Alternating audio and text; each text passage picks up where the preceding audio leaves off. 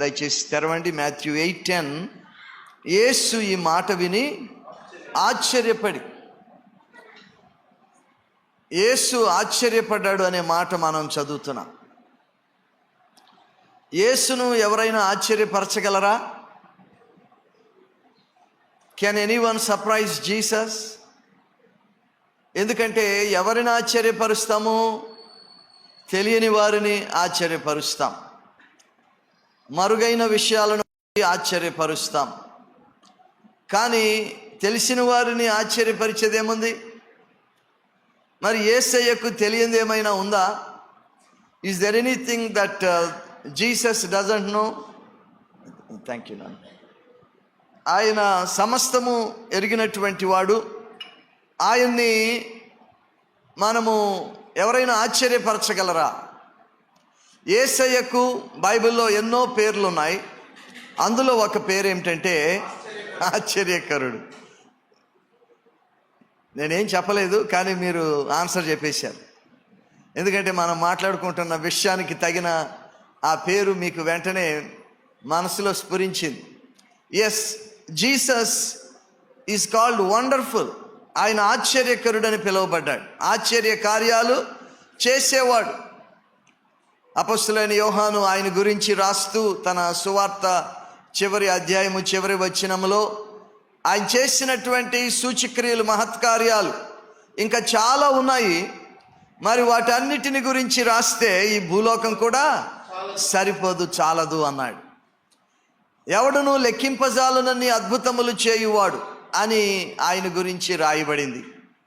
మరి అలాంటి అద్భుతకరుడు, ఆశ్చర్యకరుడికి ఆశ్చర్యం గొలిపినటువంటి విషయము ఏమై ఉంటుంది? యేసు ఆశ్చర్యపడ్డాడు. ఎవరిని, దేని గురించి ఆశ్చర్యపడ్డాడు అనంటే ఇదే సంఘటన మనకు లూకాసు వార్తలో కూడా కనపడుతుంది. లూకాసు వార్త కూడా దయచేసి తెరవండి. Please turn your Bibles to Luke's gospel. లూకాసు వార్త 7వ అధ్యాయం. లూకాసు వార్త 7వ అధ్యాయము 9వ వచనం. లూక్ 7:9. యేసు ఈ మాటలు విని అతని గూర్చి ఆశ్చర్యపడి. యేసు ఎవరి గురించి ఆశ్చర్యపడ్డాడో ఇక్కడ మనం చూస్తున్నాం. అతని గురించి ఆశ్చర్యపడ్డాడు. ఎవరి అతడు? ఈ వ్యక్తి ఎవరంటే ఇతడు శతాధిపతి, సెంచూరియన్. శతాధిపతి అంటే 100 మంది పైన అధికారి. ఇతడు ఒక సైనికాధికారి, 100 మంది సైనికుల పైన అధికారి. ఇతడు ప్రభుత్వ ఉద్యోగి, ఉన్నత ఉద్యోగి, రోమీయుడు, ఒక అన్యజనుడు. అతను ప్రభువును ఆశ్చర్యపరిచాడు. అంటే ప్రభువు చేత ప్రశంసించబడ్డాడు. ప్రభు అభినందనకు, ప్రభు యొక్క మెప్పు పొందాడనమాట. చూడండి, ఈ మాటలు మనం వింటున్నప్పుడు మనకు ఏమి స్ఫురించాలంటే నేను కూడా అలాంటి భక్తి చేయాలి, నేను కూడా యేసయ్య చేత మెప్పు పొందే భక్తి చేయాలి. యేసయ్య మెచ్చుకునే భక్తే అసలైన భక్తి. ఏదో నా మట్టుకు నేను భక్తిపరుణ్ణి, భక్తిపరురాల్ని అనుకుంటే సరిపోదు. ఎవరు మన భక్తిని మెచ్చుకోవాలి? చెప్పండి. యేసయ్య మెచ్చుకోవాలి. ఆ యేసయ్య అభినందన కొరకే మనం ఎదురు చూడాలి, దాని కొరకే మనం ప్రయాసపడాలి. ఒకరోజు మనం ఆయన ఎదుట నిలబడినప్పుడు ఆయన చేత మనము బలా అని అనిపించుకోవాలి. ఆమె బలా అనిపించుకోవాలి, అంతేగాని బురా అనిపించుకోకూడదు. ఓకే, ఆయన బలా అంటే ఇంకంతకంటే మించింది లేదు. మన బ్రతుకు ధన్యమైనట్టే, మన భక్తి సార్థకత పొందినట్టే. అదే మన గురిగా ఉండాలి. యేసు చేత మెప్పు పొందిన ఈ వ్యక్తి ఎలాంటి లక్షణాలు కలిగి ఉన్నాడు? What made Jesus Marvel at this man? ఈ మనుష్యుడిని చూసి యేసయ్య మెచ్చుకున్నటువంటి విషయాలు ఏమిటి? ఆ లక్షణాలు మనం కూడా మన జీవితాల్లో కలిగి ఉండడానికి మనము తీర్మానం కలిగి ఉండాలి. దేవునికి స్తోత్రం, హల్లెలూయా. చూడండి, ఈ శతాధిపతి యేసయ్య మెచ్చుకునేటట్లుగా ఏ లక్షణాలు కలిగి ఉన్నాడు అనంటే, మొట్టమొదటిగా అతడు దీన మనస్సు కలిగి ఉన్నాడు. He had a humble spirit. దీన మనస్సు కలిగినటువంటి వాడు. ఇతని గురించి ఇతను చెప్పిన మాట మనం గమనిస్తే మత్తయి సువార్త 8వ అధ్యాయములో 8వ వచనములో మాథ్యూ 8:8 చూడండి. ఆ శతాధిపతి, ప్రభువా నీవు నా ఇంటిలోనికి వచ్చుటకు నేను పాత్రుడను కాను అంటున్నాడు. ఐఎమ్ నాట్ వర్ది అంటున్నాడు. నేను పాత్రుడను కాను అంటున్నాడు. ఏంటి, నిజంగానే పాత్రుడు కాడా? చాలామంది అర్హత లేకపోయినా అర్హత ఉన్నట్టు చూపించుకుంటారు. కానీ మరి ఈ వ్యక్తి అయితే ఏమంటున్నాడంటే నేను అర్హుడను కాదు అంటున్నాడు. నిజంగానే అర్హుడు కాదా అని మనం పరిశీలన చేస్తే అతడేమీ అనామకుడు కాదు, అతడు సామాన్యుడు కాదు. అతడు సమాజంలో పలుకుబడి ఉన్నవాడు, ప్రభుత్వములో ఉద్యోగము ఉన్నటువంటి వాడు, మరి సైన్యములో ఒక ఉన్నత స్థితిలో ఒక శతాధిపతిగా ఉన్నటువంటి వాడు. అతనికి హోదా ఉంది, అధికారం ఉంది, ఓకే, ఆస్తి ఉండొచ్చు. మరి అతని ఇల్లు కూడా చాలా సోఫిస్టికేటెడ్గా ఉండొచ్చు. ఎందుకంటే he's a higher official in the government, so he must be drawing well. మంచిగా అతడు సంపాదిస్తున్నాడు. అతని ఇల్లు కూడా మంచిగానే సకల సౌకర్యాలతో ఉన్న ఇల్లుగా ఉండొచ్చు. ఆయన ఏమంటున్నాడంటే నేను పాత్రుడను కాను, నీవు నా ఇంటికి వచ్చుటకు నేను పాత్రును కాదు అంటున్నాడు. అదే అతని తగ్గింపును సూచిస్తూ ఉంది. చూడండి, ఈ శతాధిపతి యేసయ్య తన ఇంటికి రావటానికి పాత్రుడని అనటమే కాదు, లూకాసు వార్తలో మనం చూస్తే లూకాసు వార్త చూడండి. లూకాసు వార్త ఇందాక మనం చదివిన భాగంలో లూకాసు వార్తలో 7వ అధ్యాయంలో 6వ వచనం చివరిలో ఏమంటున్నాడంటే 7వ అధ్యాయం 7వ వచనం ఆరంభంలో ఏమంటున్నాడంటే నీ యొద్దకు వచ్చుటకు పాత్రుడనని నేను ఎంచుకొనలేదు. యేసయ్య తన ఇంటికి రావటానికి పాత్రుడు కాను అంటున్నాడు. అదే సమయంలో నేను నీ దగ్గరికి రావటానికి కూడా పాత్రుడను కాను అంటున్నాడు. అంటే అతని యొక్క తగ్గింపు స్వభావము మనకు చాలా స్పష్టంగా కనపడతా ఉంది. నా ప్రియ సహోదరి సహోదరులారా, మనము యేసయ్యను మెప్పించాలి అంటే, ఆయన దృష్టిని ఆకర్షించే వారంగా ఉండాలంటే దీన మనస్సు మనము కలిగి ఉండాలి. ఎందుకంటే దేవుడు గర్విష్ఠులకు వ్యతిరేకి. బైబిల్ ఏమంటుంది? ఆయన అహంకారులను ఎదిరిస్తాడు. God resist the proud. ఆయన అహంకారులను ఎదిరిస్తాడు, దీనులకు కృప చూపిస్తాడు. He gives grace to the humble. ఆయన గర్వాన్ని ఇష్టపడాడు. ఆయన గర్విష్ఠులకు వ్యతిరేకంగా ఉంటాడు. ఎందుకు గర్వాన్ని ఇష్టపడాడు అనంటే, గర్వమే మొదటి పాపం అని చెప్పాలి. Pride is the original sin అని చెప్పాలి. ఎలాగంటే లూసిఫరు పరలోకములో మరి ప్రధాన దూతగా దేవుని చేత నియమించబడి ఆరాధన నాయకునిగా ఏర్పాటు చేయబడి మరి అతనికి ఎన్నో తలాంతులు ఆధిక్యతలు ఇవ్వబడితే అతడు కాస్త ఏమయ్యాడు చెప్పండి? పాతాళములో ఒక మూలకు పడద్రోయబడ్డాడు. ఎందుచేత? What was the reason for his fall? Lucifer పడిపోవటానికి కారణం ఏమిటి అంటే హిజ్ ప్రైడ్. అతని గర్వం, అతని మనస్సులో గర్వం అనేది ప్రవేశించి మహోన్నతునితో నేను సమానునిగా చేసుకుందును, సభాపర్వతం మీదకి ఎక్కిపోదును అని తాను గర్వించాడు మనస్సులో. అప్పటి వరకు బాగానే ఉన్నాడు, కానీ అతనిలో గర్వం ఎప్పుడైతే వచ్చిందో ఇంకా అక్కడి నుంచి అతడు పడిపోయాడు. బైబిల్ ఏమని చెప్తుంది? నాశనమునకు ముందు గర్వము నడుచును. Pride goes before fall. కనుక మనము ఎల్లప్పుడూ కూడా జాగ్రత్తగా ఉండాలి. ఏ రూపంలో కూడా గర్వం అనేది మన జీవితంలో ప్రవేశించకుండా మనము జాగ్రత్త కలిగి ఉండాలి. ఎందుకంటే ఈ గర్వము దేవుని రాజ్య సంబంధులకు ఏమాత్రము కూడా అవసరము లేనటువంటిది. It is an unnecessary baggage for kingdom people. ఎందుకంటే మన దేవుడు దీనుడు. దేవునికి స్తోత్రం. హల్లెలూయా. The God we serve is a humble God. The Lord we serve is a humble Lord. మన ప్రభువు దీనుడు. ఆయన తను తాను తగ్గించుకొని ఈ లోకానికి దిగి వచ్చాడు. మనం ఆరాధించే ప్రభువే దీనుడైతే మనం ఇంకా అతిశయించటానికి ఏమి కారణం ఉంది? ఈ లోక సంబంధమైనవి ఏవి కూడా మన అతిశయానికి కారణము కాకూడదు. మన అతిశయము ఎవరిని బట్టి ఉండాలి? మన ప్రభువును బట్టే. అపొస్తలుడైన పౌలు తాను రక్షించబడకముందు అతిశయించడానికి ఎన్నో కారణాలు కలిగి ఉన్నాడు. రక్షించబడిన తర్వాత అతనికి మరి అతిశయించడానికి చెప్పుకోవటానికి ఎన్నో కారణాలు ఉన్నాయి. He could boast of many things. కానీ ఏమంటాడంటే, ప్రభు అయిన యేసుక్రీస్తు సిలువనందు తప్ప మరి దేని యందు నువ్వు అతిశయించుట నాకు దూరమగునుగాక అంటాడు. హల్లెలూయా.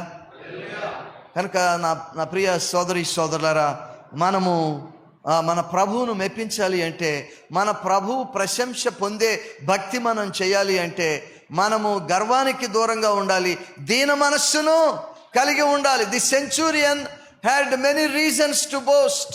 ఈ శతాధిపతికి మరి గొప్పలు చెప్పుకోవటానికి, అతిశయించడానికి ఎన్నో కారణాలు ఉన్నప్పటికీ కూడా అతడు నేను పాత్రుడను కాను అని తాను తగ్గించుకుంటూ ఉన్నాడు. అదేదో నటించటం కాదు. He was not it was not a humble play. He was really humbling himself before the Lord. ప్రభు ఎదుట నిజంగా తాను తగ్గించుకుంటున్నాడు. మనము కూడా అలాగే చేయాలి. మన ప్రభువు తన గురించి తాను చెప్పుకున్న ఒక స్టేట్మెంట్ మనకు తెలుసు. ఆయన మత్తయి సువార్త 11:29 ఏమని చెప్పాడు? నేను సాత్వికుడను, దీన మనస్సు గలవాడను. I am meek and lowly అని చెప్పాడు. యేసయ్య తన గురించి సువార్తలలో ఎక్కడా కూడా చెప్పినట్టు మనకు కనపడదు. తన గురించి గొప్పగా ఎక్కడా కూడా ఆయన చెప్పినట్టు కనపడదు. నేను సర్వశక్తిమంతుడను, నేను సర్వవ్యాపిని, ఇలాగూ చెప్పచ్చా లేదా? చెప్పండి. He is worthy to make those statements. Is all worthy to make those statements. కానీ ఎక్కడా కూడా మనము ఆయన ఆ విధంగా మాట్లాడినట్టు మనం చూడం. ఆయన ఏదైనా తన గురించి చెప్పుకున్నాడంటే this is the only statement he made about himself. ఆయన ఏమన్నాడు? I am meek and lowly. నేను సాత్వికుడను, దీన మనస్సు గలవాడను. ఒకవేళ మీకు ఒక పెద్ద ప్లాట్ఫామ్ దొరికింది, వేలాది మంది ఉన్నారు, మీ గురించి ఏమైనా మీరు చెప్పుకోవచ్చు, కానీ ఒక్క సెంటెన్సే మీరు చెప్పాలి మీ గురించి. మీరు ఏదైనా చెప్పండి. ఇంతమందిలో మీరు అందరికీ తెలిసేటట్టు ఏదైనా ఒక స్టేట్మెంట్ ఇవ్వండి, ఒక లైన్, ఒక సెంటెన్స్ మాత్రమే చెప్పండి అంటే I wonder what you would choose to say about yourself. మరి మీ గురించి మీరు ఏం చెప్తారో మరి. అలాంటి ఆపర్చునిటీ, ఇంత మంచి అవకాశం మళ్ళీ రాదు అనుకుని నేను ఫలానా, నేను అలాంటి వాడిని, ఇలాంటి దాన్ని, నాకు ఆ తలాంతు ఉంది, నాకు ఈ గొప్పతనం ఉంది, నాకు ఆ అవార్డు వచ్చింది, ఈ రివార్డు వచ్చింది అని ఇలాంటివి చెప్పుకునే అవకాశం ఉంది. కానీ యేసయ్య ఆయన తన గురించి చెప్పుకున్న ఏకైక స్టేట్మెంట్ ఏమిటంటే నేను సాత్వికుడను, దీన మనస్సు గలవాడు. ఆయన నిజంగా సాత్వికుడు, ఆయన నిజంగా దీన మనస్కుడు. ఇంకా ఆయన కంటే దీన మనస్కులు ఎవరు లేరు. ఆయన అంతగా తాను తగ్గించుకున్నాడు. కనుక ఆయన దేన్ని ఇష్టపడతాడు మనలో అంటే మన దీన వైఖరినే ఆయన ఇష్టపడతాడు. Your humble spirit attracts the sight of the Lord. ప్రభు దృష్టిని నీ మీద పడాలి అంటే నీవు వినయము కలిగి ఉండాలి, దీన మనస్సు కలిగి ఉండాలి. ఎవడు దీనుడై తన మాట విని వణుకుచూ ఉంటాడో వానినే ఆయన దృష్టిస్తూ ఉంటాడు. హల్లెలూయా. అహంకారులను, గర్విష్ఠులను, అతిశయపరులను, స్వాతిశయ పూర్ణులను కానే కాదు. కనుక please get rid of that unnecessary baggage of pride and arrogance from your life in order to receive the real reward from our lord. మన ప్రభు యొక్క నిజమైన బహుమానము, నిజమైన ప్రశంస మనం పొందాలి అంటే మనము దీన మనస్కులమై ఉండాలి. మనము ఎలా ఉన్నాము? ఏదైనా విషయంలో అతిశయపడుతున్నామా? మనము ప్రభువుకు చెందాల్సిన మహిమను మనము కాజేస్తూ ఉన్నామా? మనము ఏమై ఉన్నామో, ఏమి కలిగి ఉన్నామో అదంతా ప్రభువు కృప వలనే అన్న సంగతి మరిచి మనలో మనము హెచ్చించుకుంటూ ఉన్నామా? Are we boasting of ourselves because of what we have and what we are? మనం పరిశీలన చేసుకోవాలి. ఎందుకంటే మనము ఈ గర్వాన్ని ఎంచుకుంటే, వాస్తవంగా గర్వాన్ని ఎంచుకోకర్లా, it is already in our nature.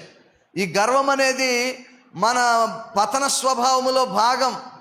It is part of our fallen nature. మనలో గర్వము టన్నులు ఉంటుంది. ఎందుకంటే మనము జన్మతో కర్మతో పాపులము. పాప స్వభావములో భాగంగా మనలో ఆ గర్వం అనేది ఉంది. గర్వంగా ఎలా ఉండాలో ఎక్కడో ట్యూషన్కి వెళ్ళి నేర్చుకోకర్లా. ఓకే, ఇక ఆల్రెడీ మనకు అది ఫుల్గా వచ్చు. అది మనకు పుట్టుకతోనే వచ్చు. మనం నేర్చుకోవాల్సింది ఏమిటంటే దీన మనస్సు నేర్చుకోవాలి. We should intentionally choose humility. మనము దీన మనస్సును ఎంచుకోవాలి. It is a choice. Humility doesn't come by birth. దీన మనస్సు అనేది జన్మతో వచ్చేది కాదు. దీన మనస్సు అనేది మనము చేయాల్సిన చాయిస్, మనం ఎంచుకోవాల్సింది. What do you choose? Do you choose pride over humility or humility over pride? గర్వానికి బదులుగా దీన మనస్సుని ఎంచుకోవటానికి ఇష్టపడుతున్నావా ప్రియ విశ్వాసి? లేదా దీన మనస్సు నాకు అక్కర్లేదని అనుకుంటున్నావా? దేవుడు అహంకారులను ఎదిరిస్తాడు, దీనులకు కృప చూపిస్తాడు. ఈ శతాధిపతిలో ప్రభువును ఆకర్షించిన విషయం ఏంటంటే దీన మనస్సు. దేవునికి స్తోత్రం, హల్లెలూయా. మీ పక్కన వాళ్ళతో చెప్పండి, బీ హంబుల్ అని చెప్పండి. బీ హంబుల్, దీన మనస్కులై ఉండండి. హల్లెలూయా. That is what the Bible commands us. Be humble in the sight of God. దేవుని మరి బలిష్టమైన హస్తాల క్రింద దీన మనస్కులై ఉండండి అని బైబిల్ మనకు చెప్తా ఉంది. దేవునికి స్తోత్రం, హల్లెలూయా. ఇక రెండవదిగా ఈ శతాధిపతి ప్రభు దృష్టిని ఆకర్షించటానికి రెండవ కారణం ఏమిటంటే, ఒకటి దీన మనస్సు, రెండవది అతని కనికర స్వభావం. Is compassionate nature. అతని కనికర స్వభావం. అతడు దీన మనస్కుడే కాదు, అతడు కనికరము గలవాడు అన్న సంగతి మనము చూడొచ్చు. ఎలాగూ చూడొచ్చు అంటే, చూడండి, మత్తయి సువార్త 8వ అధ్యాయం 5వ వచనం. మత్తయి సువార్త 8వ అధ్యాయం 5వ వచనం మనం చూస్తే, ఆయన కపెర్నహూములో ప్రవేశించినప్పుడు ఒక శతాధిపతి ఆయన యొద్దకు వచ్చి. అవును, చాలామంది వచ్చేవారు ఆయన దగ్గరికి. ఎంతోమంది వచ్చి కలుసుకునేవారు, వారి వారి సమస్యలు చెప్పుకునేవారు, వారి వారి పరిస్థితులు ఆయనతో విన్నవించుకునేవారు. ఓకే, ఆయన నుండి మేలు కోరుకునేవారు. మరి అలాగే వచ్చాళ్లే, ఇతనికి ఏదో అవసరం ఉంది, ఇతని కుటుంబంలో ఏదో అవసరత ఉంది, ఇతని కుటుంబస్తులకు యేసయ్య నుండి ఏదో అవసరత లేకపోతే సహాయము అవసరంగా ఉండుండొచ్చు అని మనం అనుకోవచ్చు. కానీ 6వ వచనం చూస్తే అతడు అంటున్నాడు, ప్రభువా, ఏంటండి, నా దాసుడు, నా కుమారుడు అంటలేదు. ప్రభువా నా కుమారుడు అంటాడేమో అనుకున్నాం మనం. ఇంత పెద్ద మనిషి, ఇంత బిజీగా ఉండే ఆఫీసరు, ఇతడు యేసయ్య దగ్గరకు ఎందుకు వచ్చి ఉంటాడు? బహుశా ఏదో వాళ్ళ ఇంట్లో వాళ్ళకి ఇబ్బంది ఉండి ఉంటుంది, అందుకని వచ్చి ఉంటాడు అనుకుంటాం మనం. నా కుమారుడని మొదలు పెడతాడేమో అనుకుంటే ఏమంటున్నాడు? నా దాసుడు. Not my son, my slave, my servant, నా దాసుడు. ఆ రోజుల్లో బానిస వ్యవస్థ అమల్లో ఉండేది, స్లేవరీ సిస్టమ్. బానిసలను మరి కొనుక్కునేవారు, అమ్ముకునేవారు. బానిసలను వస్తువులుగా చూసేవారు. బానిసలను కొనుక్కుని వారిని తమ సొత్తుగా ఎంచేవారు. ఏదైనా చేయొచ్చు ఆ యజమాని ఆ బానిసతో. అలాగున బానిసలకు విలువ ఉండేది కాదు సమాజంలో. బానిసలను ఎవరు కూడా కన్సిడర్ చేసేవారు కాదు వారి గురించి. కానీ ఈ శతాధిపతి is not an ordinary man, is an officer in the government. కానీ అతను తన దాసుని గురించి శ్రద్ధ చూపిస్తూ ఉన్నాడు. He was concerned about his servant. అతడు ఏమనుకోవచ్చు, ఈ దాసుడికి హెల్త్ బాగోకపోతే ఇంకో దాసుడు ఉంటాడులే, ఇంకో దాసుడు వస్తాడు, నేను పిలిస్తే ఏ దాసుడైనా వస్తాడు. ఓకే, నా దగ్గర పనిచేయటానికి ఎంతోమంది ముందుకు వస్తారు, నేను ఇతని గురించి పట్టించుకోవాల్సిన అవసరం ఏముంది, నేను నా సమయాన్ని ఇతని కొరకు వెచ్చించాల్సిన అవసరమే లేదు అని అనుకోవచ్చు. ఎందుకంటే దట్ వాస్ ద నామ్ ఆఫ్ ద డే. అలాగుండేవారు ఆ రోజుల్లో. బానిసలను ఇంట్లో దాసులను ఎవరు పట్టించుకునేవాళ్ళు కాదు. కానీ ఈ శతాధిపతి ఒక అసాధారణమైనటువంటి వైఖరి చూపిస్తూ ఉన్నాడు. తన దాసుని గురించి శ్రద్ధ చూపిస్తూ ఉన్నాడు. అతని గురించి ప్రభు దగ్గరకు వచ్చి బతిమాలుకుంటున్నాడు. నా దాసుని స్వస్థపరచమని వేడుకుంటున్నాడు. ఓకే, నా దాసుడు పక్షవాయువుతో మిగుల బాధపడుచు ఇంటిలో పడి ఉన్నాడు అని చెప్పి ఆయన వేడుకొనెను. అంటే ఏదో ఊరినే ఉత్తినే ఎవరో బలవంతం చేస్తే వచ్చినట్టు కాదు, హృదయపూర్తిగా అడుగుతున్నాడు ప్రభువుని. అదేం తెలియజేస్తూ ఉందంటే అతని కనికర హృదయాన్ని తెలియచేస్తూ ఉంది. హిజ్ కంపాషనేట్ నేచర్ని తెలియచేస్తూ ఉంది. నా ప్రియ సహోదరి సహోదరులారా, మనము కనికరము కలిగిన వారమై ఉండాలి.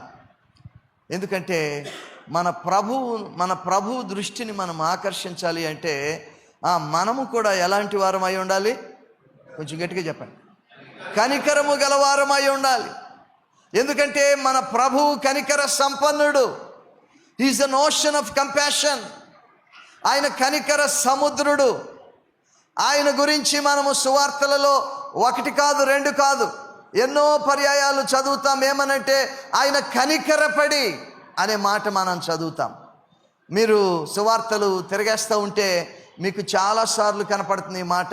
ఆయన జన సమూహములను చూచి వారి మీద కనికరపడి, అతన్ని చూచి అతని మీద కనికరపడి, అతన్ని చూచి అతన్ని ప్రేమించి అతని మీద కనికరపడి, ఇలాంటి మాటలు మనం పదే పదే చదువుతాం. హి మూవ్డ్ విత్ కంపాషన్ అనేది మనం చదువుతూ ఉంటాం. గ్రీకు భాషలో కంపాషన్ అన్నప్పుడు, కనికరపడి అన్నప్పుడు అక్కడ వాడబడిన పదము ఏ అర్థాన్ని సూచిస్తూ ఉందంటే ఆయన కడుపు తరుక్కుపోయింది అనే అర్థాన్ని సూచిస్తూ ఉంది. ఆయన పేగులు కదిలిపోయినాయి. His బవెల్స్ moved. చూడండి, అతని పేగులు కదిలిపోయినాయి. ఆయన కడుపు తరుక్కుపోయింది. చూడండి, ఒక తల్లి, ఒక కన్న తల్లి తన కుమారుడు తన కుమార్తె ఒకవేళ పడిపోతే, గాయపడితే పర్వాలేదు నాకెందుకులే అనుకుంటారు చెప్పండి. వెంటనే ఆ తల్లి స్పందిస్తుంది. ఆ తల్లి కడుపు తరుక్కుపోతుంది. అలాంటి మాట అక్కడ వాడబడింది. ఆ కనికరము. యేసయ్య అలాంటి కనికరము గలవాడు. దేవునికి స్తోత్రం, హల్లెలూయా. అలాంటి కనికరము కలవారినే ఆయన ఇష్టపడతాడు. ఆయన కఠినాత్ముడు కాదు. కనికరానికి వ్యతిరేక పదం ఏంటి చెప్పండి? కఠిన వైఖరి. ఆయన కఠినాత్ముడు కాదు.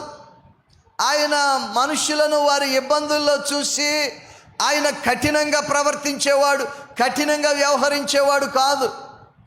మనము ఒక ఉపమానం, ప్రభు చెప్పిన ఉపమానం మనకు తెలుసు. ఆ ఉపమానంలో ఒక బాటసారి దొంగల చేత చిక్కి కొట్టబడి కొరప్రాణముతో త్రోవ పక్కన పడి ఉంటే అతన్ని చూసుకుంటూనే వెళ్ళిపోయారు. ఎవరు? యాజకుడు, లేవీయుడు చూసుకుంటూనే పక్క నుంచి వెళ్ళిపోయారు, కానీ పట్టించుకోలేదు.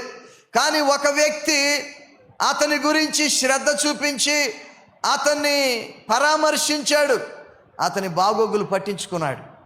అతడే సమరయుడు. కానీ మనం అతనికి ఒక పేరు పెట్టాం. ఏంటది? మంచి సమరయుడు అని పేరు పెట్టి. బైబిల్లో లేదు మంచి సమరయుడు అని, మనమే పెట్టాం. We call him good Samaritan. ఎందుకు మంచి సమరయుడు? ఎందుకంటే అతడు కనికరం చూపించాడు. అతడు కూడా వెళ్ళిపోవచ్చు తన వాహనం మీద, నాకెందుకు అని వెళ్ళిపోవచ్చు. ఓకే, కానీ అతడు అక్కడ ఆగి అతడు ఏమైతే చేయగలడో అది చేశాడు. అందుకే అతన్ని మంచి సమరయుడు అని పిలుస్తాం. మంచి పొరుగువాడిగా అతడు ఉన్నట్టుగా ప్రభువు తన ఉపమానంలో చూపించాడు. అలాగే నా ప్రియ సోదరి సోదరులారా, మన ప్రభువు మంచి సమరయుడిలాగా ఆయన మన దగ్గరకు వచ్చాడు. మనం కూడా ఒకప్పుడు ఆ బాటసారి వలె సాతాను చేత చిక్కి కొట్టబడి కొరప్రాణముతో ఉన్నాం. పాపముల చేత అపరాధముల చేత చచ్చిన స్థితిలో ఉండగా ప్రభువు మన దగ్గరకు వచ్చాడు. ఆయన దిగి వచ్చాడు. ఆయన మన గురించి పట్టించుకున్నాడు. ఆయన మనలను బాగు చేశాడు. మనలను చేరాల్సిన చోటికి చేర్చాడు. అలాంటి ఆ కనికర స్వభావం మూలంగానే ఈరోజు మనము ఆయన రాజ్యంలో పౌరులుగా ఉన్నాం. దేవునికి స్తోత్రం, హల్లెలూయా. లేకపోతే నాకెందుకు అనుకుంటే మనం ఎవరూ కూడా రక్షణ పొందేవారం కాదు. ఆయన ఆ సింహాసనం మీదే నాకెందుకు అని కఠినంగా కూర్చునుంటే మనం ఇంకా మన పాపాల్లో మన శాపాల్లోనే ఉండేవారం. Thank God, he showed his compassion to come all the way from heaven to take care of us, to change our plight. మన దుస్థితిని మార్చడానికి ఆయన ఆ పరలోకము నుండి కనికరం పూర్ణుడై దిగి వచ్చాడు. దేవునికి స్తోత్రం, హల్లెలూయా. అందుకే ఆయన కృపా సత్య సంపూర్ణుడు. Is full of grace and truth. ఆయన కనికరము, కృప, కరుణ, జాలి, దయ కలిగిన ప్రేమమయుడు. అలాంటి స్వభావము మనము కలిగి ఉండాలి. ఆయన కొండ మీద నుంచి బోధించిన ప్రసంగంలో ఏమన్నాడు? కనికరము గలవారు వారు పొందుదురు. అది కనికరము గలవారు ధన్యులు. వారికి మరల కనికరము చూపించబడుతుంది. నీళ్లు పోయి వానికి నీళ్లు పోయబడుతుంది. దేవునికి స్తోత్రం, హల్లెలూయా. కనుక మనము కనికరము కలిగి ఉన్నామా? చూడండి, ఇతరులు కఠినంగా ఉంటే ఏమనిపిస్తుంది మీకు? ఎవరైనా కఠినంగా ప్రవర్తిస్తే, కఠినంగా మాట్లాడితే, కఠినంగా స్పందిస్తే how do you feel about them? వారి గురించి ఏమనుకుంటారు? ఏమంటారు? పక్కకు వచ్చి చెప్పండి. ఏమని చెప్తారు? ఎంత కఠినాత్ముడో, ఎంత కఠినాత్మురాలో అని మనం వాళ్ళ గురించి నొచ్చుకుంటాం. వాళ్ళ గురించి మనమేమి మనసులో సంతోషంగా ఉండం. మరి మనము ఎలా ఉండాలి? ప్రభు చెప్పాడు కదా, మనుషులు మీకేం చేయగోరుతారో మీరు అది వారికి చేయమన్నాడు. ఇతరులు నీ పట్ల కనికరము చూపించాలంటే నీవు కనికరము కలిగి ఉండాలి. దేవునికి స్తోత్రం, హల్లెలూయా. మనము ఇతరులకు కనికరం చూపిస్తే మనం ఏది విత్తుతామో అదే కోసుకుంటాం. మనము కూడా కనికరం పొందుకుంటాం. అదే ప్రభు చెప్పిన ఆ ధన్యత. కనికరము గలవారు ధన్యులు, వారు కనికరము పొందుదురు. దేవునికి స్తోత్రం, హల్లెలూయా. కనుక మనము కఠిన స్వభావాన్ని కాదు కానీ కనికర స్వభావాన్ని కలిగి ఉందాం. ఈ రోజుల్లో పక్కన వారి గురించి పట్టించుకోవటం తక్కువైపోతాం. The world is increasingly becoming self centric. స్వార్థ కేంద్రిత సమాజంగా రోజు రోజుకి మన సమాజం మారిపోతా ఉంది. We have no time to care for others. బయట వారి గురించే కాదు, అసలు ఇంట్లో వారి గురించి కూడా పట్టించుకోవడానికి మనకి సమయం లేదు. మనం మన లోకంలో ఉంటున్నాం. మన గుండె కరగటం లేదు. మనము కఠినంగా ఉంటున్నాం. అయితే నా ప్రియ సోదరి సోదరులారా, మనము ప్రభువును పోలిన వారమై కనికర స్వభావము ఎప్పుడైతే కలిగి ఉంటామో అప్పుడే అది మన ప్రభు ప్రశంస మనకు తీసుకొస్తుంది. దేవునికి స్తోత్రం, హల్లెలూయా. కనుక మనం ప్రతిరోజు ప్రభువుని అడగాలి. ఏమనంటే, ప్రభువా నన్ను నీ కనికరముతో నింపు నాయనా. Fill me with your compassion O lord. Baptise me in your ocean of compassion. నీ కనికర సాగరములో నాకు బాప్తిస్మం ఇవ్వు నాయనా అని మనం అడగాలి. దేవునికి స్తోత్రం, హల్లెలూయా. ఎందుకు శతాధిపతిని ప్రభు మెచ్చుకున్నాడు? ఒకటి, అతడు దీన స్వభావము కలవాడు. రెండవది, కనికర స్వభావము కలవాడు. మూడవది, అతడు లోబడే స్వభావము గలవాడు. He had a submissive nature. అతడు లోబడే స్వభావము గలవాడు. లోబడటం చాలా అవసరం. It is very important scriptural lesson for all those who believe in Christ. ప్రభునందు విశ్వసించే ప్రతి ఒక్కరికి అవసరమైన పాఠము లోబడటం గురించి, సబ్మిషన్. చూడండి, ఇతడు ఈ శతాధిపతి ఏమంటున్నాడంటే 8వ అధ్యాయం, మత్తయి సువార్త 8వ అధ్యాయం 9వ వచనం చూడండి. నేను కూడా అధికారమునకు లోబడిన వాడను. అతడు అధికారానికి లోబడిన వాడు. అతడు అధికారి, ఎస్. కానీ అతడు కూడా అధికారానికి లోబడిన వాడు. అతడు 100 మంది పైన అధికారి. అతడు 100 మందిని నడిపిస్తూ ఉన్నాడు. వారికి మరి తాను ఏది చెప్తే అది వారు చేస్తారు. రమ్మంటే వారు వస్తారు, పొమ్మంటే పోతారు, వెళ్తారు. కానీ ఏమంటున్నాడంటే నేను కూడా అధికారమునకు లోబడిన వాడను. అతడు అధికారానికి లోబడే హృదయము కలిగినటువంటి వాడు. ఆ సబ్మిసివ్ నేచర్ మనం కలిగి ఉండాలి. ఇదేదో ఒకళ్ళిద్దరు కలిగి ఉండటం కాదు. మరి దేవుని వాక్యం ఏం చెప్తోంది? ప్రభువునందు మీరు ఒకరికొకడు లోబడి ఉండండి. Submit to one another in the lord. ప్రభువులో మనము ఒకరికొకరము లోబడే వారంగా ఉండాలి. మనము అధికారులకు లోబడాలి. దేవుడు మన మీద ఉంచిన ఆత్మీయ నాయకత్వానికి లోబడాలి. దేవునికి స్తోత్రం. హల్లెలూయా.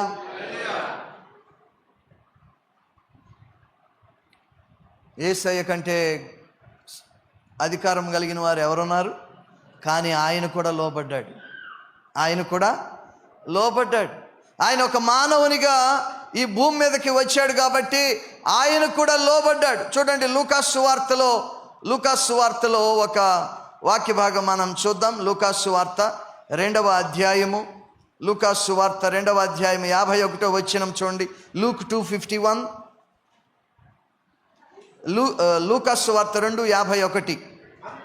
అంతటా ఆయన వారితో కూడా బయలుదేరి నజరేతునకు వచ్చి వారికి లోబడి ఉండను. ఎవరికి లోబడ్డాడు చెప్పండి. తన తల్లిదండ్రులకు లోబడ్డాడు. అంటే యోసేపు మరియలకు లోబడ్డాడు. వారికి లోబడి ఉండెను అని మనం చదువుతా ఉన్నాం.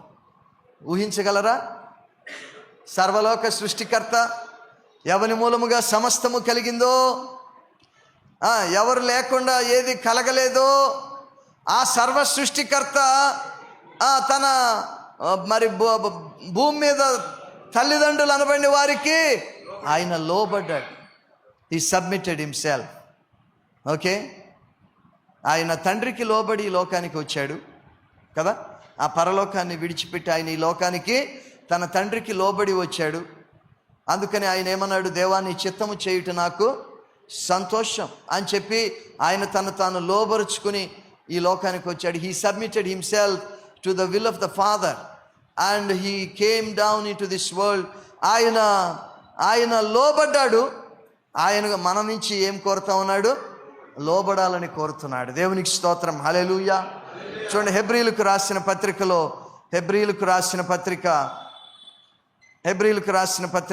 5వ అధ్యాయం 8వ వచనం చూడండి.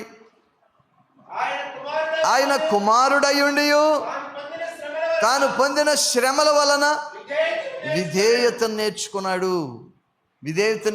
అంటే ఇది తప్పుగా అర్థం చేసుకునే అవకాశం ఉంది. అంటే అంతకుముందు ఆయన అవిధేయుడిగా ఉండి తర్వాత విధేయత నేర్చుకున్నాడని కాదు. మరేంటి దాని అర్థం అంటే, తండ్రి ఏది చెప్తే అది చేసే విధేయత ఆయన చూపించాడు. శ్రమలు పొందాలని తండ్రి చూపించినా కూడా ఆ శ్రమల పాత్రను ఆయన వద్దని తిరస్కరించలేదు. ఆయన నీ చిత్తమైతే అన్నాడు. చివరికి ఏమన్నాడు? నా చిత్తము కాదు నీ చిత్తమే సిద్ధించునుగాక, నెరవేరునుగాక అని ఆయన మరి తండ్రి అప్పగించిన పాత్రలోనిది త్రాగాడు. అదే అక్కడ దాని అర్థం. ఆయన విధేయత నేర్చుకున్నాడంటే శ్రమ పడటానికి కూడా విధేయత చూపించాడు. ఎదురు తిరగలేదు, లోబడ్డాడు. కనుక చూడండి, తర్వాత 9-10 వచనాలు చూడండి. మరియు ఆయన సంపూర్ణ సిద్ధి పొందిన వాడై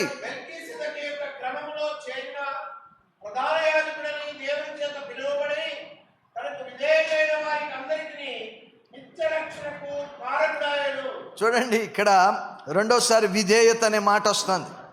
8వ అధ్యాయంలో విధేయత ఎవరి గురించి? ఎవరి విధేయత అది? యేసయ్య విధేయత. కానీ 9-10 వచనాల్లో విధేయత తనకు విధేయులైన వారికి అందరికీ, అంటే మనకు కూడా మనకేం కావాలి? యేసయ్యకే విధేయత అవసరమైతే మరి మనకొద్దా? చెప్పండి, మనకి ఇంకేమైనా సాకులు ఏమైనా చెప్పగలమా? ఇంకో మాట ఏదైనా ఉంటే చెప్పండి, అనగలమా? లేదు. ఆయనకే విధేయత అవసరమైతే ఆయనే విధేయత చూపించి మనకు ఒక మాదిరి సెట్ చేస్తే మనము దాన్ని వెంబడించాల్సిందే, మనం కూడా లోబడాల్సిందే. ఆయన తల్లిదండ్రులకు లోబడ్డాడు, తండ్రికి లోబడ్డాడు, అలాగే మనం కూడా లోబడాలి. మనం కూడా ఆ సబ్మిషన్ పాఠాన్ని నేర్చుకోవాలి. తలెగరేయకూడదు, లోబడే మనస్తత్వం కలిగి ఉండాలి. నీ పైన ఉన్న వారికి నువ్వు లోబడాలి. చూడండి, ఇక్కడ ఆ శతాధిపతి చెప్పాడు ఏమని, నేను సహా అధికారమునకు లోబడిన వాడను. నా కింద ఉన్నారు 100 మంది, వాళ్ళల్లో ఒకడు నేను వెళ్ళమంటే వెళ్తాడు, రమ్మంటే వస్తాడు. ఎందుకు అలా చేస్తాడు? ఎందుకంటే నేను అధికారానికి లోబడుతున్నాను కాబట్టి. నీ కింద వారు, ఈ శతాధిపతి సబార్డినేట్స్, అతని కింద ఉన్నవారు ఎందుకు అతనికి లోబడుతున్నారంటే ఇతడు అతని పైన ఉన్న వారికి లోబడుతున్నాడు. ఒకవేళ ఇతడు పై వారికి లోబడలేదనుకోండి, ఇతని కింద ఉన్నవారు కూడా ఇతనికి లోబడరు. ఎందుకంటే ఇతడు ఇంకా ఉద్యోగం ఉండదు. ఇక పైన ఉన్న ఆఫీసర్కి లోబడకపోతే ఇతని ఉద్యోగం ఉంటుందా? అయిపోయింది. ఈ విల్ బి శాక్ చేసేస్తారు. ఇంకా అతని మాట ఎవరంటారు ఉద్యోగంలో లేకపోతే? కనుక ఇక్కడ ఒక ఇంపార్టెంట్ ప్రిన్సిపల్ అతను చెప్తున్నాడు. ఏమనంటే, చెప్పకనే చెప్తున్నాడు, అథారిటీ ఫ్లోస్ త్రూ సబ్మిషన్. అధికారం అనేది లోబడటం ద్వారానే ప్రవహిస్తుంది. నీవు ప్రభు యొక్క ఆ శక్తి నీ జీవితంలో, నీ పరిస్థితుల్లో ప్రవహించటము, నీ కుటుంబములో ప్రవహించటము, నీ సంబంధాలలో ప్రవహించటం, నీ జాబ్లో, నీ బిజినెస్లో ప్రభు యొక్క శక్తి ప్రవహించటము నీవు చూడాలి అంటే నీవు ప్రభువుకు లోబడిన వ్యక్తిగా ఉండాలి. The power and authority flow through only submission, line of submission. లోబడటం ద్వారానే అధికారము, శక్తి అనేది ప్రవహిస్తుంది. నీవు లోబడే వ్యక్తివిగా ఉన్నావా? అధికారానికి లోబడే వ్యక్తివిగా ఉన్నావా? బైబిల్లో అధికారానికి లోబడకుండా ధిక్కరించిన వారు ఎలాంటి పరిస్థితులు కొని తెచ్చుకున్నారో మనకు తెలుసు. మోషే మీద తిరుగుబాటు చేశారు. ఏమయ్యారు చెప్పండి? సొంత అక్క ఏమైంది? కుష్టు వ్యాధి కొని తెచ్చుకుంది. మళ్ళీ మోషేని ఆమె కొరకు ప్రార్థన చేయాల్సి వచ్చింది, వేడుకోవాల్సి వచ్చింది. అలాగనే కోరహు, మరి దాతాను, అభిరామ్ అనేటువంటి వారు తిరుగుబాటు చేసినప్పుడు భూమి నెరలు విడిచి వారిని మింగివేసింది. నా ప్రియ సోదరి సోదరులారా, తిరుగుబాటు చేసిన ఇశ్రాయేలీలు, సణుక్కున్న గొణుక్కున్న ఇశ్రాయేలు వారు ఎన్నో తిప్పలు తెచ్చుకున్నారు. అందుకే ఎన్నడూ కూడా నెవర్ రెబల్ అగెయిన్స్ట్ అథారిటీ. అధికారానికి ఎన్నడూ కూడా ఎదురు తిరగొద్దు. Be submissive. మీ పక్కన వాళ్ళతో చెప్పండి, బీ సబ్మిసివ్ అని చెప్పండి. బీ సబ్మిసివ్, లోబడి ఉండండి. ఎప్పుడైతే నువ్వు లోబడి ఉంటావో అప్పుడు దైవాధికారము, దేవుని శక్తి నీ జీవితంలో కూడా ప్రవహిస్తుంది. దేవునికి స్తోత్రం. హల్లెలూయా, హల్లెలూయా. ఎవరైతే లోబడే ఆ మనస్తత్వం కలిగి ఉంటారో వారు ప్రభు దృష్టిని ఆకర్షిస్తారు, వారిని ప్రభు మెచ్చుకుంటాడు. దేవునికి స్తోత్రం. హల్లెలూయా. ఇందాక లూసిఫర్ గురించి మనం గుర్తు చేసుకున్నాం, లూసిఫర్ గురించి చెప్పుకున్నాం. లూసిఫర్ కూడా వాడు తిరుగుబాటు చేశాడు, ప్రభు దేవుని మీద తిరుగుబాటు చేశాడు. అందుకనే వాడు అపవాదిగా, విరోధిగా మారిపోయాడు. కనుక తిరుగుబాటు చేసేటువంటి మనస్తత్వము మనలో ఉండొద్దు. తిరుగుబాటు చేయటము, సోది చెప్పుటను పాపముతో సమానమని బైబిల్ చెప్తా ఉంది. సోది చెప్పడం అంటే ఎట్లా చెప్తారు? సోది ఎట్లా చెప్తారు? అదేదో స్కూల్లో చదివి చెప్పేది కాదు సోది. ఓకే, సోది ఎట్లా చెప్తారంటే ఈవిల్ పవర్స్ మూలంగా చెప్తారు, అపవిత్రాత్మ శక్తుల మూలంగా చెప్తారు. సోది అంటే, సోది చెప్పటం అంటే ఏమిటది? అది ఈవిల్ స్పిరిట్తో కనెక్షన్ అన్నమాట. దురాత్మతో సంబంధం ఉండటం వల్ల జరిగేది. కనుక your rebellion puts you in connection with evil world. నీకు తెలియకుండానే దురాత్మల లోకముతో నీ తిరుగుబాటు నిన్ను కనెక్ట్ చేస్తుంది. And that will open the door for many unwanted happenings. ఎన్నో రకాల దుస్థితులకు అది కారణమవుతుంది. కాబట్టి నా ప్రియ సోదరి సోదరులారా, మనం నేర్చుకోవాల్సిన తిరుగుబాటు కాదు కానీ ఏం నేర్చుకోవాలి? లోబడటం నేర్చుకుందాం, దేవునికి విధేయత నేర్చుకుందాం. ఈ శతాధిపతిని ఎందుకు ప్రభు ప్రశంసించాడు, ఇతని జీవితము ఎందుకు ప్రభువును ఆశ్చర్యపరిచిందంటే ఊరికనే కాదు, హీ హ్యాడ్ సర్టన్ క్వాలిటీస్. అతడు చెప్పండి, అతడు మొదట దీన మనస్సు కలిగి ఉన్నాడు, రెండవది కనికరం కలిగి ఉన్నాడు, మూడవది లోబడే స్వభావం కలిగి ఉన్నాడు, నాలుగవదిగా మరొక కారణం మనం చూద్దాము, అతడు దాతృత్వ స్వభావం కలిగి ఉన్నాడు. He had a generous spirit, generous nature. అతడు దాతృత్వ స్వభావం, ఇచ్చే స్వభావం కలిగి ఉన్నాడు. ఎలా తెలుసు మనకు? లూకాసు వార్తలోకి రండి. లూకాసు వార్త 7వ అధ్యాయం, లూకాసు వార్త 7వ అధ్యాయము 3వ వచనం చదవండి. శతాధిపతి యేసును గూర్చి విని ఆయన వచ్చి తన దాసుని స్వస్థపరచవలనని ఆయన వేడుకొనుటకు యూదుల పెద్దలను ఆయన యొద్దకు పంపెను. చూడండి, శతాధిపతి ఏం చేశాడంటే యూదుల పెద్దలను ప్రభు దగ్గరికి పంపాడు. ఎందుకు అంటే వేడుకోవటానికి, ఆయన తరపున వేడుకోవటానికి. ఏమని వేడుకోవటానికి? 4వ వచనం చదవండి. వారు యేసునొద్దకు వచ్చి నీ వలన ఈ మేలు పొందుటకు అని రికమెండ్ చేస్తూ ఉన్నారు. యూదుల పెద్దలు వచ్చి ఈ అన్యజనుడైన అధికారి గురించి ప్రభువుకు రికమెండ్ చేస్తూ ఉన్నారు. It's not usual. ఎందుకంటే యూదులు అన్యులను చిన్న చూపు చూసేవారు, అన్యులను పాపులుగా ఎంచేవారు. అటువంటిది ఇతడు యోగ్యుడని వారు యేసయ్యకు చెప్తా ఉన్నారు. ఎందుకండి? తర్వాత వచ్చిన అతడు మన జనులను ప్రేమించి. సాధారణంగా మనం ఏం చేస్తాం? మన జనులను ప్రేమిస్తాం. కానీ ఇతని ప్రత్యేకత ఏమిటంటే ఇతడు ఇతర జనులను ప్రేమిస్తూ ఉన్నాడు. It is okay to love your people, but you should not limit, you should not stop there. మన ప్రేమ ఏదో కొద్ది మందికే కాదు, అందరికీ మనము పంచాలి. దేవునికి స్తోత్రం, హల్లెలూయా. అతడు స్వార్థము లేని వ్యక్తిగా కనపడుతున్నాడు.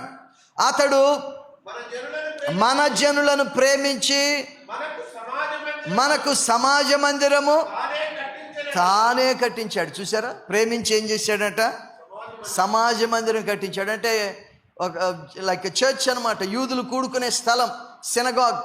ఆ సమాజ మందిరాన్ని కట్టించాడు, ఒక చర్చిని కట్టించాడు అనుకోండి. పోనీ అతడు తానే కట్టించాడు.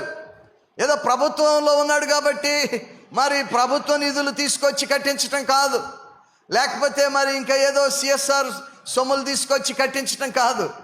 అతడు తానే కట్టించాడు. తానే తన జేబులోదే తన సొంత ధనము వెచ్చించాడు, ప్రేమించి కట్టించాడు. ప్రేమ కడుతుంది ఎప్పుడు కూడా. దేవునికి స్తోత్రం, హల్లెలూయా.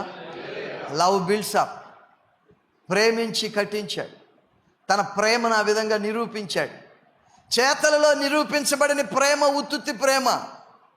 చేతలలో నిరూపించబడిన ప్రేమ ఉత్తుత్తి ప్రేమ. Somebody said love is a verb. ప్రేమ అనేది ఒక క్రియాపదం. ఊరికనే నేను ప్రేమిస్తున్నానని ఒక పాట పాడితే సరిపోదు, లేకపోతే నా గుండెలు నిండా ఉంది ప్రేమ అంటే సరిపోదు. అది క్రియారూపంలోకి రావాలి. అవునా కదా? చెప్పండి. ఆ క్రియారూపంలోనికి రాని ప్రేమ ఉపయోగం ఏముంది? అతడు మన ప్రభువు ప్రేమించాడు, ఆయన ప్రాణం పెట్టాడు. ఆమేన్. ప్రేమించాడు, ప్రాణం పెట్టాడు. మన తండ్రి, మన పరలోకపు తండ్రి ప్రేమించాడు, ఇచ్చివేశాడు. God so loved the world and he gave. ఆయన ప్రేమించాడు, ఇచ్చివేశాడు. ఇవ్వకుండా ప్రేమించకుండా ఇవ్వగలమేమో కానీ ఇవ్వకుండా రెండో చెప్పానా? ప్రేమించకుండా ఇవ్వగలమేమో కానీ ఇవ్వకుండా ప్రేమించలేము. You may be able to give without loving, but you cannot love without giving. ఉదాహరణకు మరి కొంతమంది యాచిస్తూ ఉంటారు రోడ్ల మీద. వారికి ఏదో మీరు మరి 10వ పరకో ఇవ్వచ్చు, అంత మాత్రం చేత మీరు వారిని ఏదో ప్రేమించేశారని కాదు.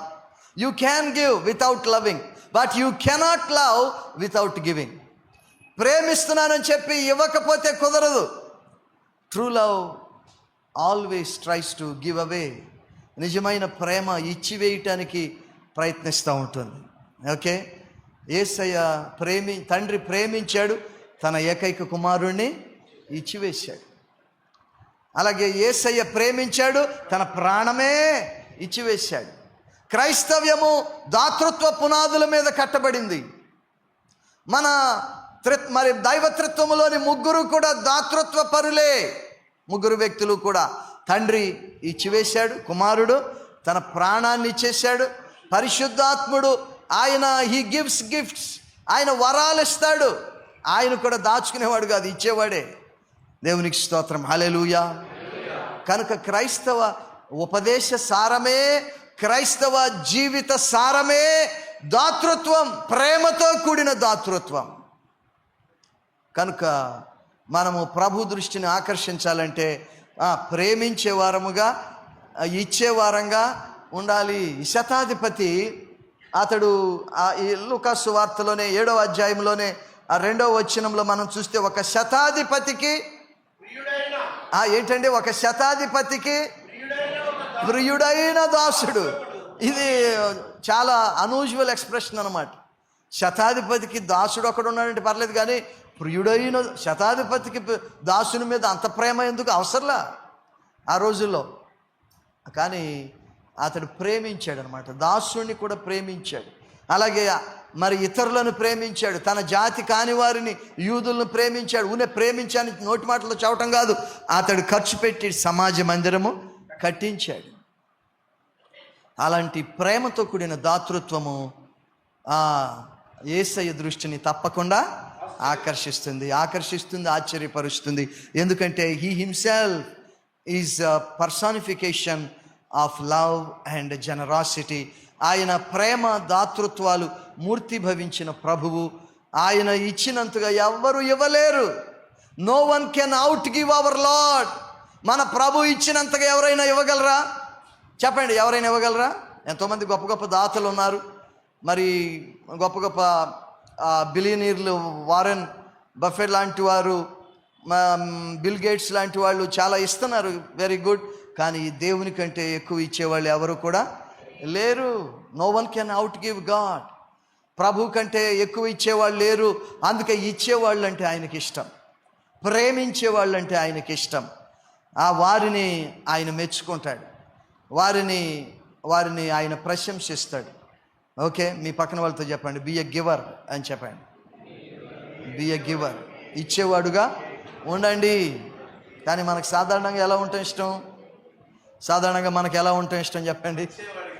పుచ్చుకునేవాడిగా ఉండటం ఇష్టం. తెలుగులో ఒక సామెత ఉంది కదా, మీ ఇంటికి వచ్చినప్పుడు ఏమిస్తావు, మా ఇంటికి వచ్చేటప్పుడు 2 సార్లు మనకే రావాలనుకుంటాం. మనం పుచ్చుకోవటమే కానీ ఇచ్చేది తక్కువ. కానీ ప్రభు స్పష్టంగా ఏమని చెప్పాడంటే, it is better to give than to receive. ఇచ్చుట, పుచ్చుకొనుట కంటే ఇచ్చుట మేలు అని చెప్పాడు. దేవునికి స్తోత్రం, హల్లెలూయా. అలాంటి ప్రేమ దాతృత్వ స్వభావము కలవారే ప్రభు దృష్టిని ఆకర్షిస్తారు. అలాంటి వారే ఆయన ప్రశంసను పొందుకుంటారు. నీ ప్రేమ ఎలా ఉంది? How is your giving? నీ దాతృత్వం ఎలా ఉంది? ఈ శతాధిపతికి డబ్బులు చేదంటారా? చెప్పండి, డబ్బులు ఎవరికైనా చేదా? మీ పక్కన వాళ్ళకండి, డబ్బులు నీకు చేదా అని అడిగాను. డబ్బులు ఎవరికి చేదు కాదు. ఆ డబ్బులుంటే మరి అతను తన కుటుంబానికి ఉపయోగించవచ్చు, తాను ఉపయోగించుకోవచ్చు, తాను సేవ్ చేసుకోవచ్చు. కానీ అతడు తన పర్సులోంచి తానే కట్టించాడు, తానే మొత్తం భరించాడు. అంటే అతని యొక్క దాతృత్వాన్ని అది చూపిస్తూ ఉంది. కనుక మనము దేవుడు మనల్ని దీవించే కొద్దీ ఇతరులకు దీవెనగా ఉండాలి. దేవునికి స్తోత్రం, హల్లెలూయా. ఎవరో ఒక ఆయన చెప్పారు, ఏమనంటే, నిన్ను దేవుడు దీవించేది నీ జీవన ప్రమాణాన్ని పెంచాలని కాదు, కానీ నీ దాన ప్రమాణాన్ని పెంచాలని అని చెప్పాడు. God blesses you not to better your living but better your giving. Okay, కనుక మనము కేవలము మన జీవన ప్రమాణాన్ని పెంచుకోవటమే కాదు, మన దాన ప్రమాణాన్ని కూడా పెంచుకోవాలి. దేవుడిచ్చే కొద్దీ మనం ఇతరులకు ఇచ్చేవారంగా ఉండాలి. దేవునికి స్తోత్రం. హల్లెలూయా. తర్వాత మరొక లక్షణం మనం చూసి మనం ముగించుకుందాం. చివరిగా ఈ శతాధిపతి ప్రభువును ఆశ్చర్యపరిచినటువంటి సంఘ లక్షణం ఇంకేం కలిగి ఉన్నాడంటే, మత్తయి సువార్తలోకి రండి. ద ప్రైమరీ వన్, ఇదే ప్రాముఖ్యమైనది. మత్తయి సువార్త 8వ అధ్యాయము, మత్తయి సువార్త 8వ అధ్యాయము 10వ వచనం మరొకసారి చదవండి. యేసు ఈ మాట విని ఆశ్చర్యపడి వెంట వచ్చుచున్న వారిని చూచి, ఇశ్రాయేలులో నేనెవరికైనాను నేనింత విశ్వాసమున్నట్టు చూడలేదని నిశ్చయముగా మీతో చెబుతున్నాను. యేసు ఈ మాట విని ఏ విషయంలో ఆశ్చర్యపడ్డాడట? ఇశ్రాయేలులో ఎవరికైనాను ఇంత విశ్వాసం ఉన్నట్టు నేను చూడలేదు అంటున్నాడు. ఆయనే చూడకపోతే ఇంకెవరు చూస్తారు? ఆయనకే తెలియకపోతే ఇంకెవరికి తెలుస్తుంది? Is all knowing. ఆయన సర్వజ్ఞాని, ఆయనకి తెలియదంటూ ఏం లేదు. కానీ ఆయన ఏమంటున్నాడు? ఎంత విశ్వాసము ఇశ్రాయేల్లో కూడా ఎవరిలో అయినా ఉన్నట్టు నేను చూడలేదు. What a statement it is. ఎంత గొప్ప మాట అది. ఇతడు ఒక అన్యజనుడు. అతడు బాల్యము నుండి ధర్మశాస్త్రము ఎరిగిన వాడు కాదు. ధర్మశాస్త్రము అతనికి అతని జనాంగానికి ఇవ్వబడలేదు. అయినప్పటికీ కూడా అతడు ఎంత గొప్ప విశ్వాసము ప్రభువులో చూపిస్తూ ఉన్నాడు. యేసయ్య ఎవరి కోసం వచ్చాడు ఈ లోకానికి? ఎవరి కోసం వచ్చానని చెప్పాడు ఆ సందర్భాల్లో? నేను నశించిపోతున్నా ఇశ్రాయేల్లో ఇంటి వారి కొరకే వచ్చానన్నాడు కదా. కానీ ఇక్కడ ఇశ్రాయేలీల్లో కూడా ఇంత విశ్వాసం ఉన్నవారు నాకెవరు కూడా కనపట్టలేదు అని ఇతను మెచ్చుకుంటున్నాడు.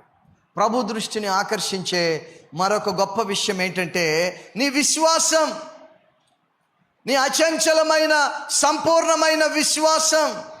ఎవరైతే ఆయన నమ్ముతారో, ఎవరైతే వారి పరిస్థితుల్లో ఆయన మీద భారం వేసి ఆయన ఆదుకుంటాడని సంపూర్ణంగా విశ్వసిస్తారో వారిని బట్టి ఆయన సంతోషిస్తాడు. హల్లెలూయా. అదే బైబిల్ చెప్తుంది కదా, హెబ్రీ 11:6లో ఏమని? It is impossible to please God without faith. విశ్వాసము లేకుండా దేవునికి ఇష్టలై ఉండుట అసాధ్యము. నువ్వు దేవుని సంతోషపరచాలనుకుంటున్నావా? నీవు దేవుని చేత బలాన్ని పెంచుకోవాలనుకుంటున్నావా? అలాగైతే నీ విశ్వాసం ఎంతో ప్రాముఖ్యం. నీ విశ్వాసం ఎలా ఉంది? నా విశ్వాసానికి ఏంటంటే, నేను యేసయ్యను నమ్ముకునే కదా రక్షణ పొందాను అని మీరు అనొచ్చు. అవును, మంచిదే, కరెక్టే. బైబిల్లో విశ్వాసం అనేది రకరకాల అర్థాలతో వాడబడింది. ఒక విశ్వాసము రక్షణ విశ్వాసం, సేవింగ్ ఫెయిత్. నీవు యేసయ్యను రక్షకునిగా విశ్వసించి రక్షణ పొందావు, ఓకే. ఇప్పుడు మరొక విశ్వాసం ఏంటంటే, నీ పరిస్థితుల్లో నీవు యేసు మీద ఉంచే విశ్వాసం. నీ జీవిత పరిస్థితుల్లో, నీ జీవిత సవాళ్లలో నీవు యేసయ్య మీద ఉంచే విశ్వాసం. ఈ సాయంత్రము మందిరంలో కూర్చున్న దేవుని ప్రియబిడ్డలారా, ఆన్లైన్లో ఆరాధనలో ఈ కూడికలో పాల్గొంటున్న వారులారా, మీ జీవితంలో ఏదైనా సవాలు ఎదుర్కొంటున్నారా? Are you facing any struggle, any challenge at this phase of your life? నీ జీవితంలో ఏదైనా సవాలు ఎదుర్కొంటున్నావా? ప్రభువు ఛేదించలేని, ప్రభువు సాధించలేని, ప్రభువు కుదర్చలేనటువంటిది ఏది కూడా లేదు. మనుషులకు అసాధ్యములైనవి దేవునికి అసాధ్యం కాదు. దేవునికి సమస్తమును సాధ్యమే. All things are possible with our God. ఆయనకు అసాధ్యమైంది ఏది లేదు. అది నమ్మాలి. నీవు నమ్మిన ఎడల దేవుని మహిమ చూస్తావు. నమ్ముచున్నావా అని ప్రభు అడుగుచూ ఉన్నాడు. దేవునికి స్తోత్రం. హల్లెలూయా. మీ పక్కన వాళ్ళు అడగండి, నమ్ముచున్నావా అని అడగండి. నమ్ముచున్నావా? ఒకవేళ మీరు ఆ పిల్లవాడి తండ్రి మాదిరిగా నమ్ముచున్నాను ప్రభువా, అపనమ్మిక లేకుండా నాకు సహాయము చేయమని అడగాలనుకుంటున్నారా ప్రభువుని? అవును, ఆయన్ని అడగాలి.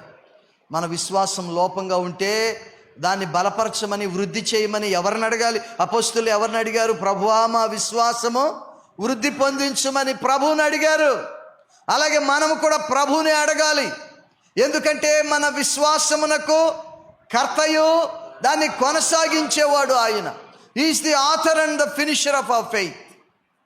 కర్త అన్న చోట, ఆథర్ అన్న చోట గ్రీకులో ఆర్కెగోస్ అనే పదం వాడబడింది. ఆర్కెగోస్ అనే ఆ పదంలో నుంచే ఆర్కిటెక్ట్ అనే ఇంగ్లీష్ పదం కూడా వచ్చింది. అంటే ఇంకొక మాటలో కర్త అంటే కట్టేవాడు. Is the builder of our faith. ఆయనే కడతాడు నీ విశ్వాసం.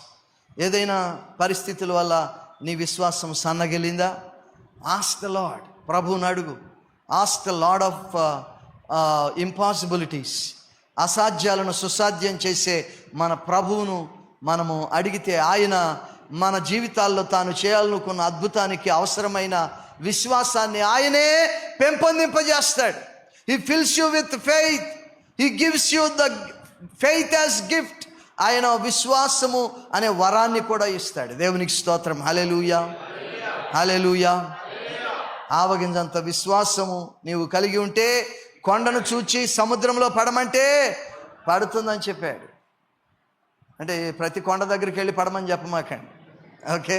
అది కాదు ప్రభు చెప్పింది. కొండలాంటి సమస్యలు, కొండలాంటి పరిస్థితులు, అవి మీ ముందు నుంచి వెళ్ళిపోవాలి అంటే, మీకు మార్గం క్లియర్ అవ్వాలంటే, మీ విశ్వాస జీవితంలో అడుగడుగున మీరు విజయం సాధించాలి అంటే మీరు ఆయన పట్ల సంపూర్ణ నమ్మకం కలిగి ఉండాలి. ఆవగింజ చిన్నదే, అది టైనీ సీడ్, చాలా చిన్న విత్తనం, కానీ అది గుండ్రంగా ఉంటుంది, అంటే సంపూర్ణంగా ఉంటుంది. ఇంకా ఏ అపనమ్మిక లేకుండా, ఏ సందేహము, అనుమానము, అవిశ్వాసము లేకుండా ఆయన మీద నీవు నమ్మకం ఉంచితే ఆయన తప్పకుండా సాధ్యపరుస్తాడు. దేవునికి స్తోత్రం. హల్లెలూయా. ఈ వ్యక్తి ఎలాంటి విశ్వాసం చూపించాడంటే, ఈ శతాధిపతి చూడండి, ఎవరైనా సరే ఏం కోరుకుంటారు? యేసయ్య వాళ్ళ ఇంటికి రావాలని కోరుకుంటారు, అవునా కాదు? యేసయ్య వాళ్ళ ఇంటికి రావాలని కోరుకుంటారు. యాయిరు గుర్తున్నాడా మీకు? మరొక అధికారి, సమాజ మందిరపు అధికారి. అతడు ఏం కోరుకున్నాడు? యేసయ్య దగ్గరకు వచ్చి ఆయన పాదముల మీద పడి ఏమని బతిమలాడుకున్నాడు? నా ఇంటికి రమ్మని అడిగాడు. నా కుమార్తె చావ సిద్ధంగా ఉంది, వచ్చి బాగు చేయమని ఆయన పాదాల మీద పడి వేడుకున్నాడు. బోధకుడిని ఇంటికి తీసుకెళ్ళటానికే వచ్చాడు, తీసుకెళ్ళాడు. అక్కడ అద్భుతము జరిగింది. దేవునికి స్తోత్రం. హల్లెలూయా. అలాగే ఎవరైనా యేసయ్య తన ఇంటికి రావాలని కోరుకుంటే, ఈ అధికారి ఏమంటున్నాడంటే, నా ఇంటికి రావటానికి నేను పాత్రను కాదు. సరే, పెద్దలను పంపించాడు.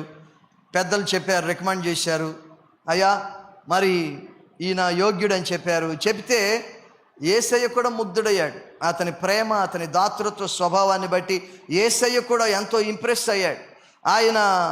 ఆయన ఏమన్నాడు చూడండి, లూకాసు వార్త 7వ అధ్యాయంలో, లూకాసు వార్త 7వ అధ్యాయంలో, లూకాసు వార్త 7వ అధ్యాయంలో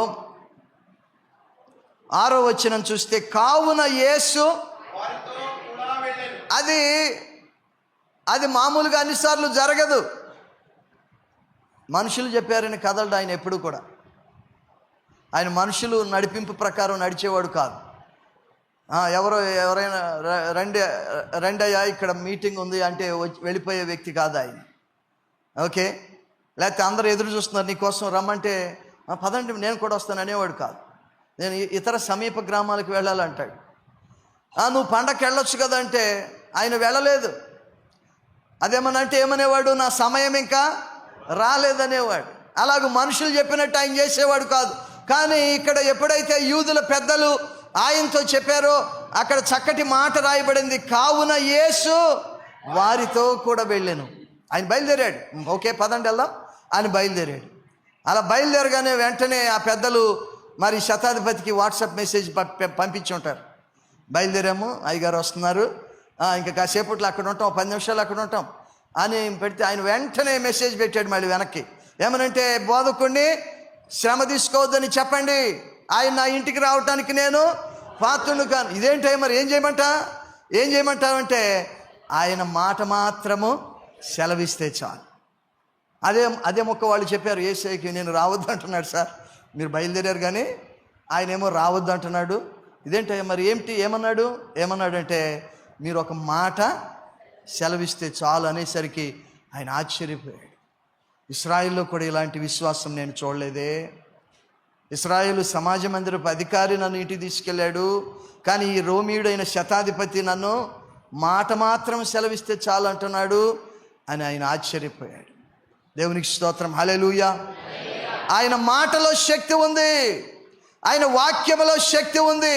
ఇందాక దైవజనులు మరి ప్రభుప్రసాద్ అన్న గారు మీకు చెప్తా ఉన్నారు, దేవుని వాక్యాన్ని చదవండి, వాగ్దానాలను సేకరించండి, దేవుని వాక్యములో మీకు దీవెనకరముగా ఉన్న మాటలు ఎత్తిపట్టండి, కంఠస్థం చేయండి, రాసుకోండి అని చెప్తా ఉన్నారు. Let your heart be filled with the word of God richly. క్రీస్తు వాక్యం మీ హృదయంలో సమృద్ధిగా నివసింపనియ్యాలి. దేవునికి స్తోత్రం, హల్లెలూయా. ఎలా వస్తుంది విశ్వాసము? వినుట వలన. ఏం వినాలి? క్రీస్తు వాక్యం వినాలి, ఏది పడితే అది కాదు. క్రీస్తు వాక్యం వింటే మీలో విశ్వాసం, క్రీస్తు వాక్యం చదివితే, క్రీస్తు వాక్యంతో సమయం గడిపితే, క్రీస్తు వాక్యముతో మీ హృదయాలు నింపుకుంటే విశ్వాసము వృద్ధి చెందుతుంది.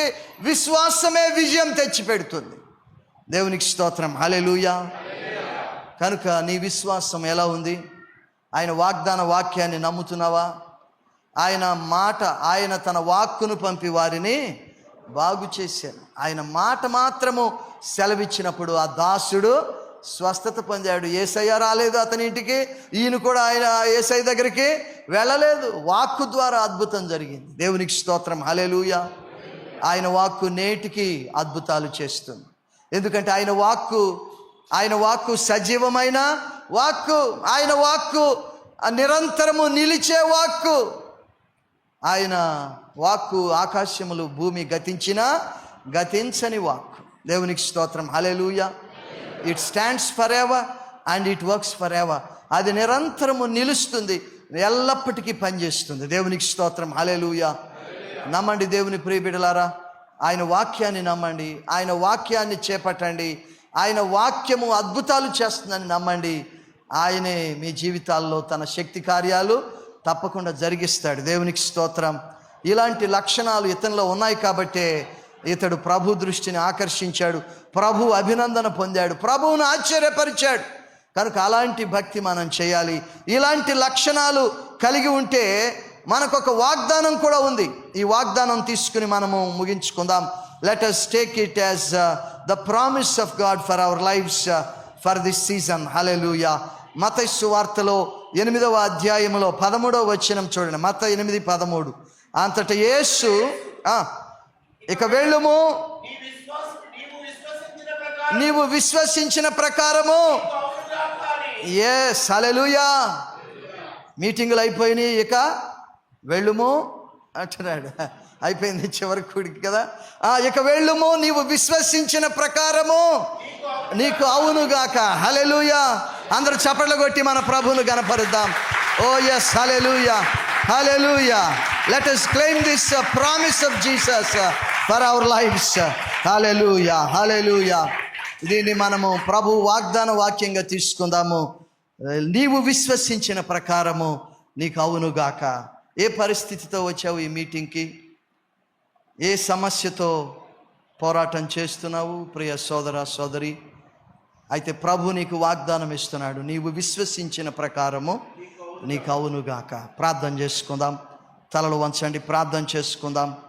ప్రభు వైపు చూద్దాం. హల్లెలూయా, హల్లెలూయా. స్తోత్రం, స్తోత్రం. యేసయ్యా నీకు వందనాలు నాయన. ఒక తీర్మానంతో ఇక్కడి నుంచి వెళ్దాం. ఒక తీర్మానంతో ఇక్కడి నుంచి వెళ్దాం. హల్లెలూయా.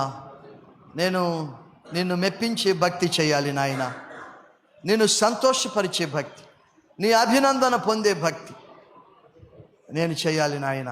ఉత్తుత్తి భక్తి, నామకార్థ భక్తి, ఉపయోగం లేని భక్తి కాదు నాయన. నీ ప్రశంస పొందే భక్తి, నీ చేత బల అనిపించుకునే భక్తి నేను చేయాలి నాయన. హల్లెలూయా. ఆ కృప నాకు దయచేయి నాయన. నేను ఆ లక్షణాలు కలిగి నీ వాగ్దానాన్ని, నీ వాగ్దాన సఫలత నా జీవితంలో నేను పొందుకోవాలి నాయన. నీవు విశ్వసించిన ప్రకారము నీకు అవునుగాక. ఇక వెళ్ళుము, నీవు విశ్వసించిన ప్రకారము నీకు అవునుగాక. హల్లెలూయా, హల్లెలూయా. స్తోత్రం నాయన. Thank you Jesus. హల్లెలూయా. ప్రార్థన చేసుకుందాం. ఈ శతాధిపతి మాదిరిని మనము గుర్తుపెట్టుకుని వెళ్దాం. దీన స్వభావము, కనికర స్వభావము, లోబడే స్వభావము, దాతృత్వ స్వభావము, విశ్వాసము. దేవా, ఈ లక్షణాలు నాలో పెంపొందింప చేయి నాయన, మెరుగు చేయి నాయన, నాకు సహాయం చేయి నాయన అని ప్రభువును వేడుకుందాం, ప్రార్థన చేసుకుందాం. హల్లెలూయా, స్తోత్రం స్తోత్రం. ప్రార్థన చేసుకుందాం. హల్లెలూయా హల్లెలూయా హల్లెలూయా. రిబాలా రాబా షందోరో రికాబా సందారా మాతారా. హల్లెలూయా. Holy Spirit of God, Holy Spirit of God. హల్లెలూయా హల్లెలూయా హల్లెలూయా హల్లెలూయా హల్లెలూయా హల్లెలూయా. జీసస్. అందరూ ప్రభు వైపు చూద్దాం. ఆయన సన్నిధి మనతో ఉంది. Is right here in our midst. ఆయన మన మధ్య ఉన్నాడు. ఆయన సన్నిధి వాస్తవమైనది. ఆయన సజీవుడు.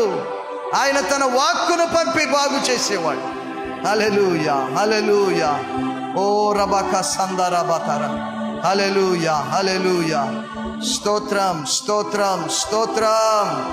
Thank you Lord, thank you Lord. హల్లెలూయా హల్లెలూయా. యేసయ్యా నీకే వందనాలు, స్తోత్రాలు. హల్లెలూయా హల్లెలూయా హల్లెలూయా హల్లెలూయా. అవును పాస్టర్ గారు, నా జీవితంలో నేను అద్భుతం చూడాలనుకుంటున్నాను. నేను విశ్వసించిన ప్రకారము నాకు జరగాలని, నాకు కలగాలని నేను కోరుకుంటున్నాను. నా కోసం ప్రార్థన చేస్తారా? నేను ఈ లక్షణాలు నేను సంతరించుకోవటానికి, ఈ మంచి లక్షణాల్లో నేను ఎదిగి ప్రభు మేలు పొందటానికి ప్రభు శక్తి నాకు కావాలి. నా కోసం ప్రార్థన చేస్తారా అనేవారు మీ చెయ్యి పైకి ఎత్తి చూపించండి. మీకోసం ప్రార్థన చేయాలనుకుంటున్నాను. హల్లెలూయా హల్లెలూయా హల్లెలూయా.